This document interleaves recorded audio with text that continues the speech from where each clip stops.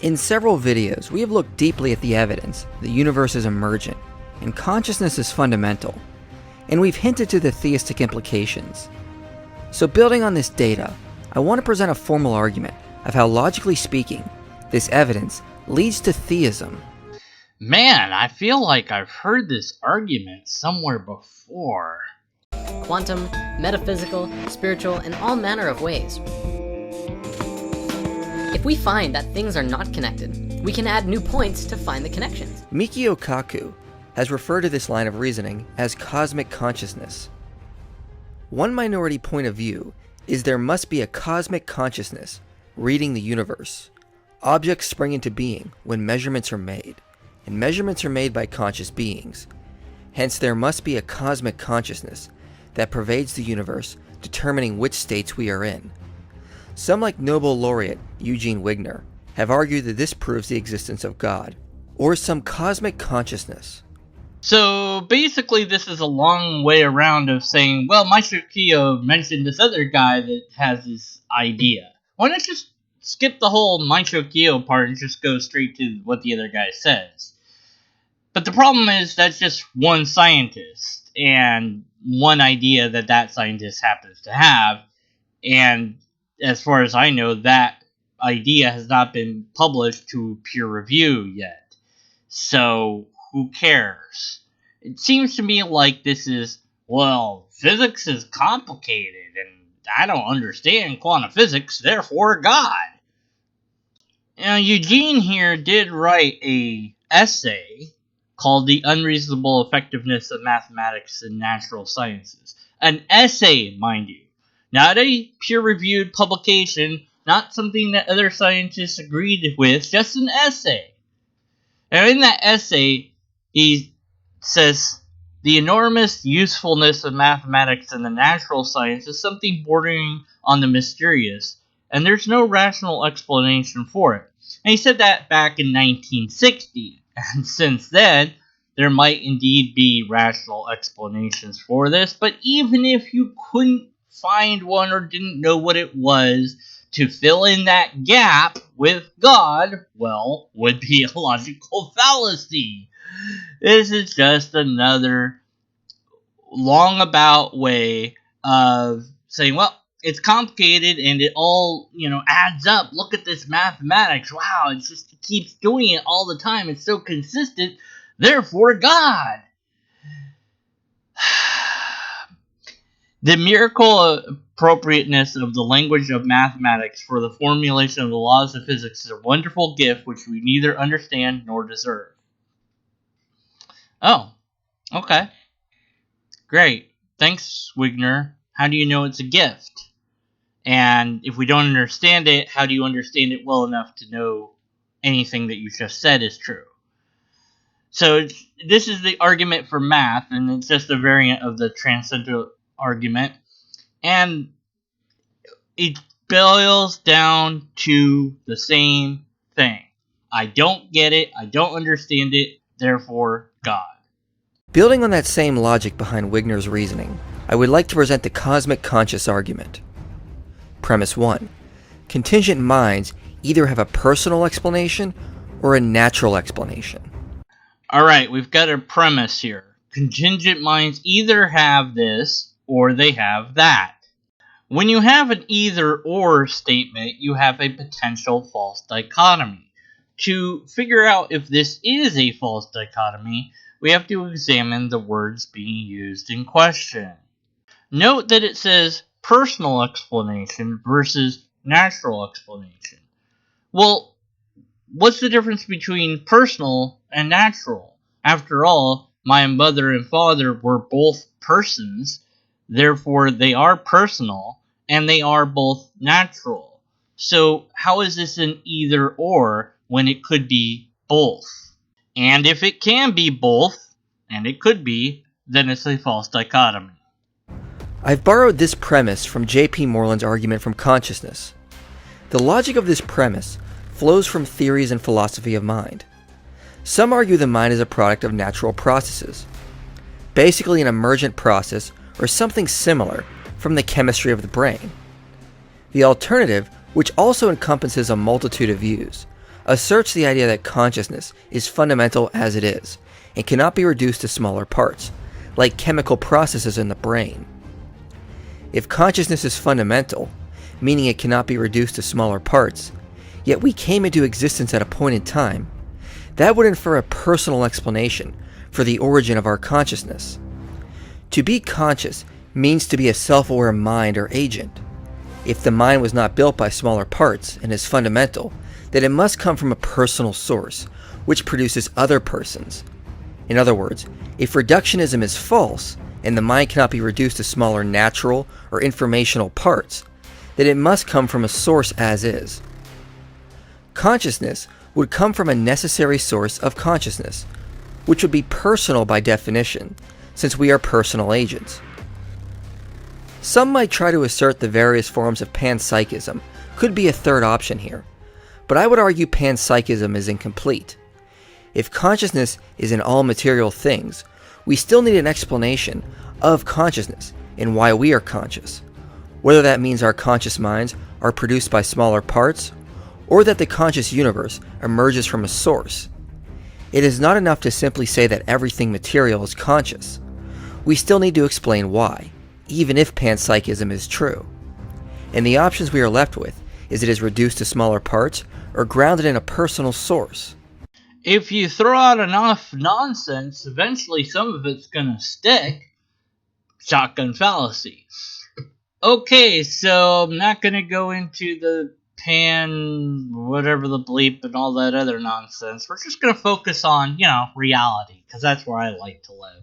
So consciousness is a product of the brain. Now, he's trying to argue that it's something else than that it has to be explained by a personal thing, as if it's not already explained through, biological evolution. See, brains, like everything else that's alive, have evolved throughout time. And the more complex brain you have, the more complexity there is in it. I know, it's amazing. And so consciousness arises because it's able to within the brain that we have. And other brains have different levels, I suppose you could put it, of consciousness. So the shrew's consciousness is dependent upon another shrew's consciousness to exist. But if you keep going back and you keep going back, of course you have chemicals at some point which don't even have a brain and are still able to produce something else which will eventually lead to a brain. And then that brain will eventually lead to consciousness. But we're ignoring all of that because we're just going, but how do we explain consciousness? It's so mysterious. It has to be this or that. It has to be natural or God. It has to be supernatural or natural. No, it's natural. We don't need a supernatural. We don't need any other explanation than the natural. And you're grasping at straws here. You really are. And yeah, you might say consciousness is not understood or not explained. Sure, great. So it's an appeal to ignorance. We don't know. That's the answer. End of story. But how do we explain it? We can't explain it yet. End of story. There you go. Until you have actual science, making an argument is just going to run into logical fallacies, like you've already done. This could be both a personal and a natural explanation. The two aren't separate, unless you mean personal is some other explanation that's not in and of itself natural. And how in the bleep would that work?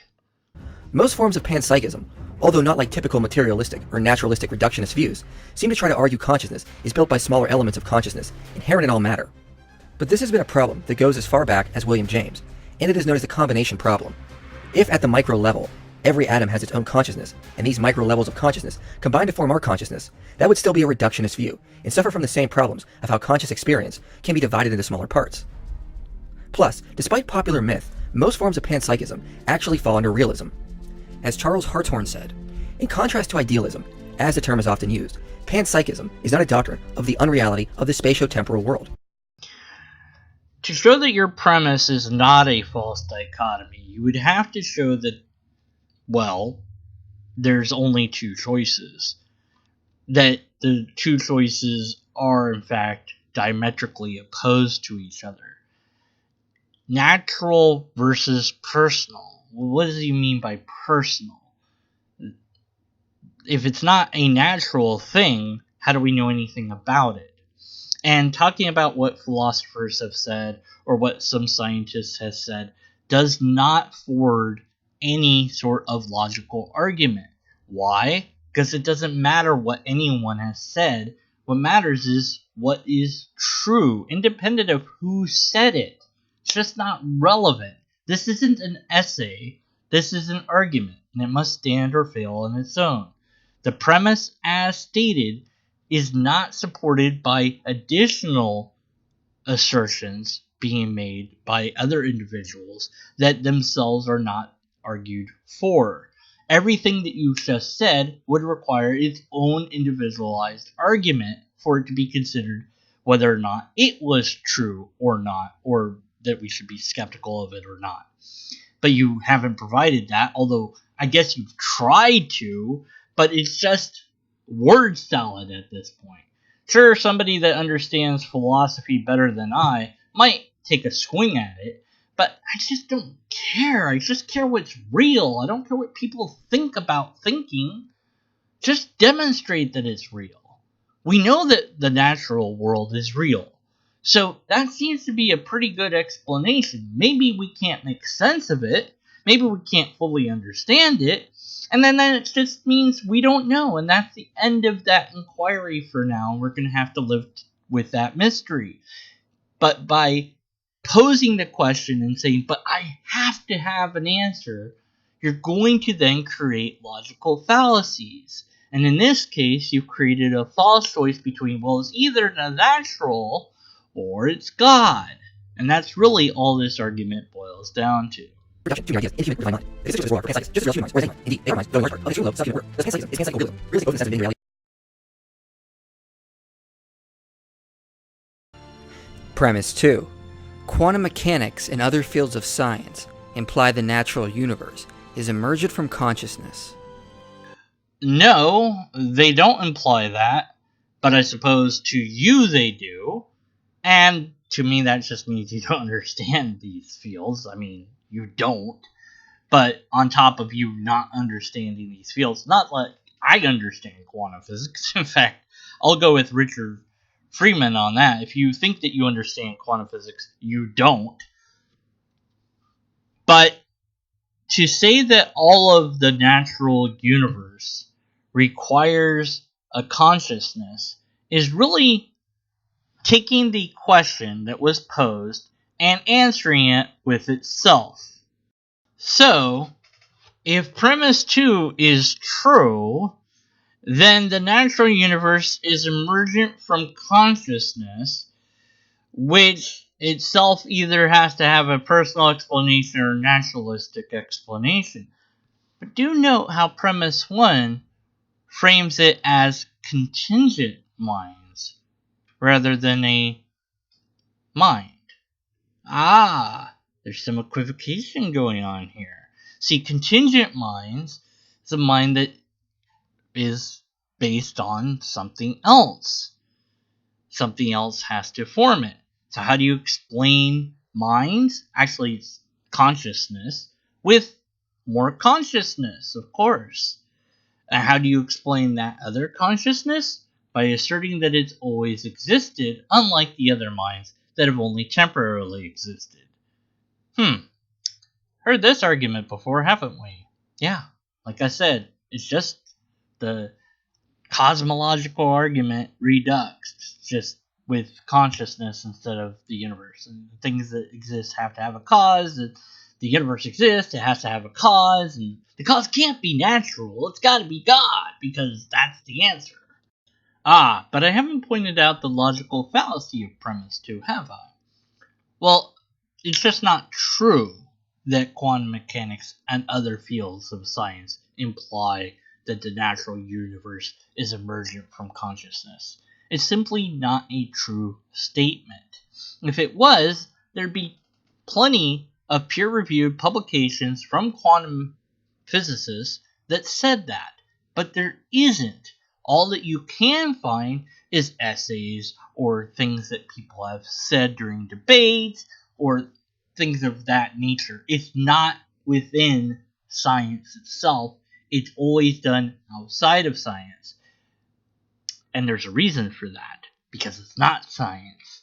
It's simply apologetics, wrapped in quantum woo that doesn't actually explain anything other than those people don't know what the bleep they're talking about, and they're using complicated ideas to try to argue for a belief that they have. Premise 2 is simply put a fractal error. It is an outright lie. It is not true under any version of way that you want to think that it's true. Now, you might believe that these things imply what you're suggesting they do. But this should have been framed as a hypothetical. If quantum mechanics and other fields imply this, then etc. But you didn't phrase it that way, and so it's going to have to be the outright lie, the fractal error fallacy, which it's just not right. It's just not true. Now, since I have several videos arguing for this, I will not defend this premise here, but simply refer people to my other videos where I argue scientific evidence points to this conclusion. And again, it doesn't matter that you're arguing for it, because it's not something that scientists have a consensus agreement upon.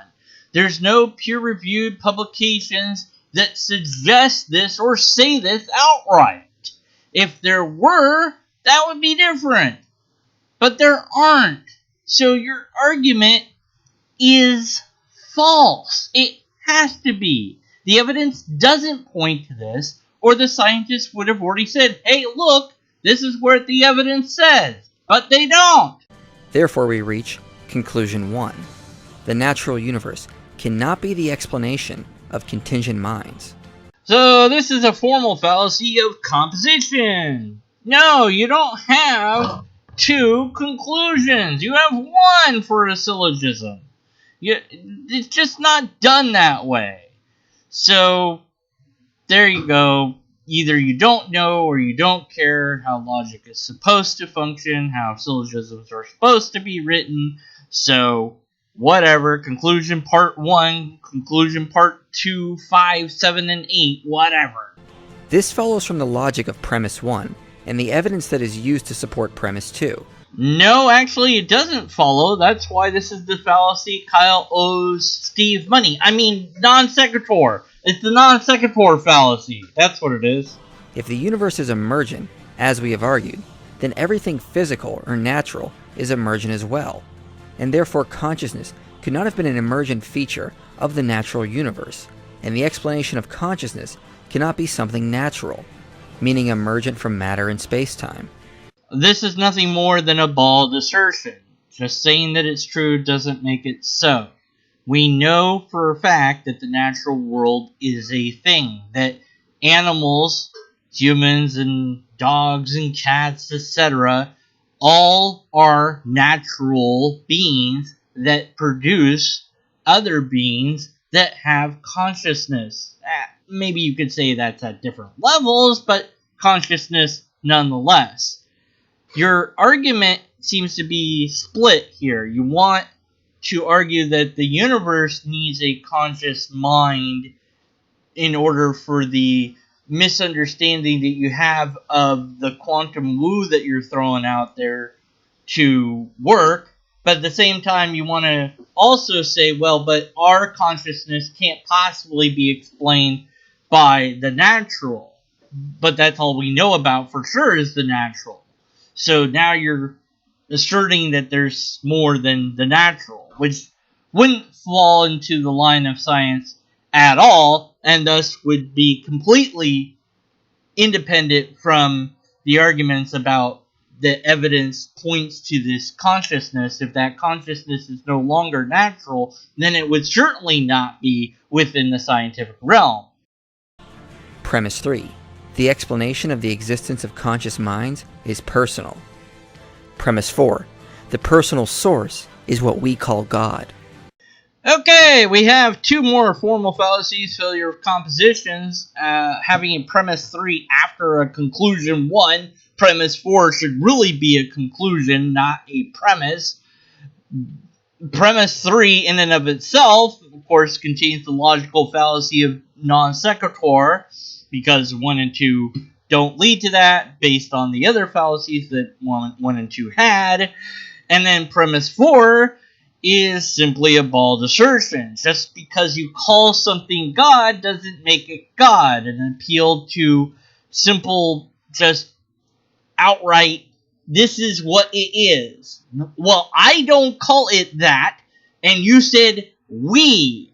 I am part of we. I don't call it that. So, I don't know. Is that like a fractal error on top of everything else? This premise is not too controversial, since no one is using this premise to say it is a specific God. Well, one, it is controversial because, well, people don't agree with it. And secondly, this certainly eliminates certain God concepts that are not personal gods. Those gods wouldn't fall into this type of argument. So although you might say that you're not arguing for a particular God, yeah, right, it certainly is eliminating certain types of God concepts.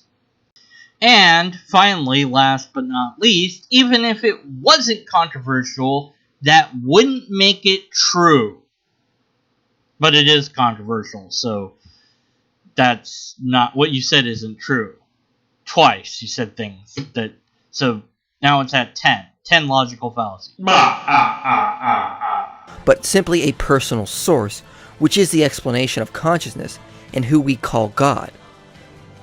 And thus the final conclusion, therefore, God exists, and is the reason contingent conscious agents exist. If consciousness is fundamental, then it leads us to the conclusion God exists. Okay, we have another failure of composition because this should have just been its conclusion in the premise before this. So doing this just is completely incoherent. Plus, it's implied that by calling it God, that therefore that's a thing that exists already. You could have just rephrased the fourth premise, but it's broken anyway, so it doesn't really matter. Now, you might have noticed I said, ouch my eyes, and that's because of this weird thing that he did in the video. And I'm not playing the clip, but this appears on the screen briefly during that section. And I edited it out because even when I slowed it down, it could cause seizures or something like that. It certainly hurt my eyes, and I'm not usually sensitive to that sort of thing. So I don't know if this was deliberate or accidental. It's just kind of weird. So Inspiring Spirit Science here has a number of logical fallacies, some formal fallacies, and really just this is a quantum god of the gaps with lots of misunderstanding thrown in. When you start to sound like Jordan from Spirit Philosophy, I think that it's time to hang up your hat. What? Oh, I got the names mixed up? Whatever. We don't have empirical evidence. We don't have a repeatable test. We certainly don't have a valid and sound argument. And unless and until we do, we must be skeptical of your conclusions.